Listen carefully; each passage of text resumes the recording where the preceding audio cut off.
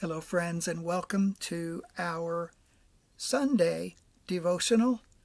This is actually the beginning of week 1 of Lent, and we're reading from Lent For Everyone by Tom Wright.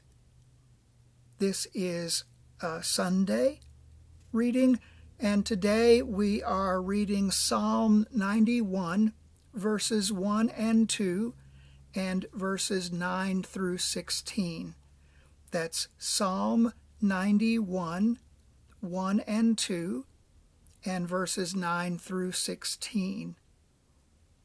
And this is the beginning of our reading.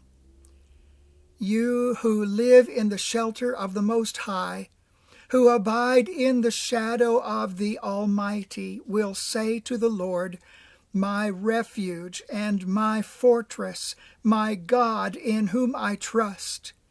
Because you have made the Lord your refuge, the Most High your dwelling place, no evil shall befall you, no scourge come near your tent. For he will command his angels concerning you, to guard you in all your ways. On their hands they will bear you up, so that you will not dash your foot against a stone. You will tread on the lion and the adder, the young lion and the serpent you will trample underfoot. Those who love me, I will deliver. I will protect those who know my name. When they call to me, I will answer them. I will be with them in trouble. I will rescue them and honor them. With long life I will satisfy them and show them my salvation. May God add his blessing to the reading of his word. Pardon me for just a moment.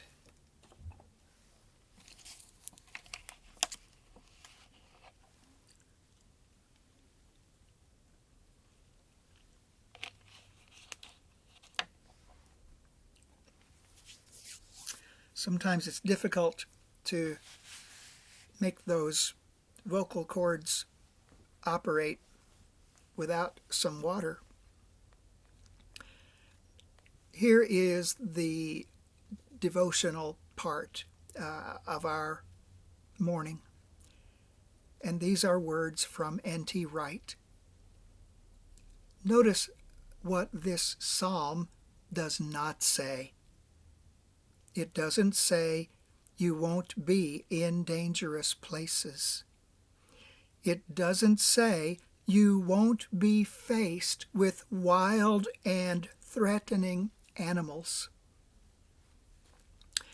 It does not say you won't find yourself in serious trouble.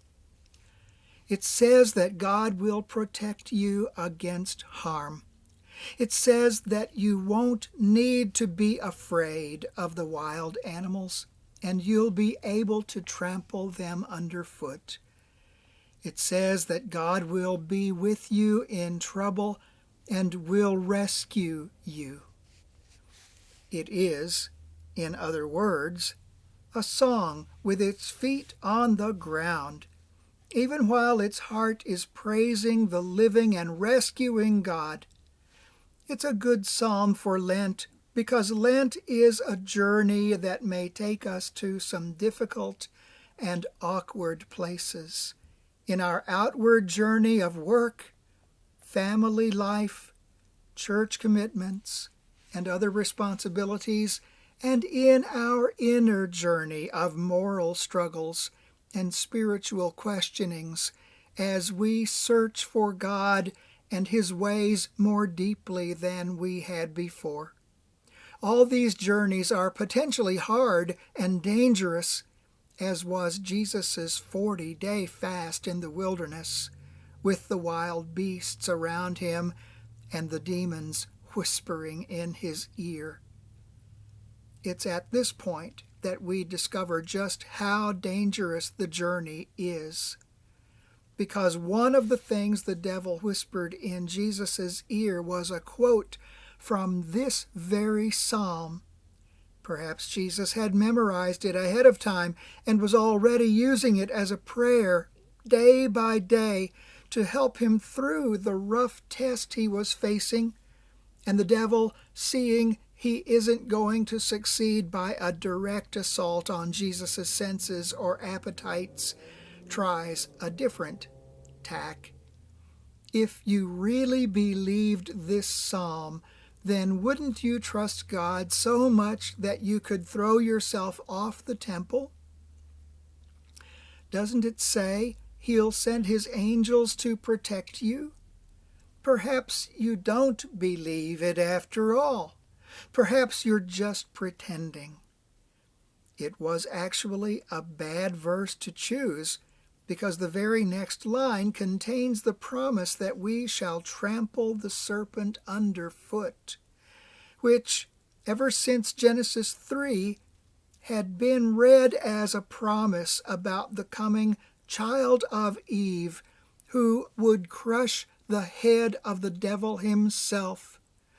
Often the right answer to a puzzle in the Scriptures and to the difficulty of praying with them is to read on, to pray into the wider context and setting, and watch the puzzles resolve and the difficulties recede. A psalm for the Lenten journey, then, a prayer that Jesus made His own, and that we can make our own as, with fear and trembling, we set off with Him.